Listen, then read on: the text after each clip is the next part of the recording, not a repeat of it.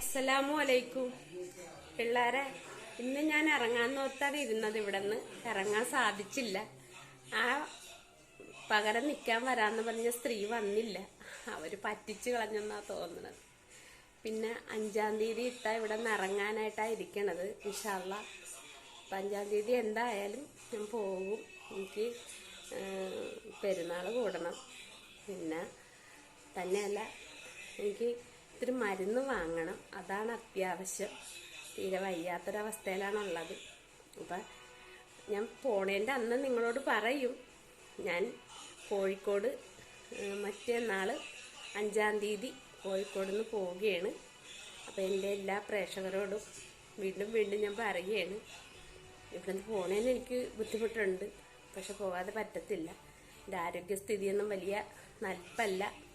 ചുമ വിട്ടു മാറുന്നില്ല. നെഞ്ചിന് ഭയങ്കര കഫക്കെട്ടലുണ്ട്. അപ്പം പോയേ പറ്റത്തുള്ളൂ.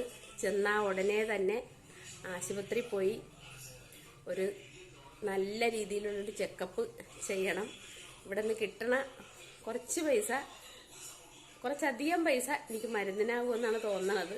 അപ്പം എല്ലാവരോടും അസ്സലാമു അലൈക്കും.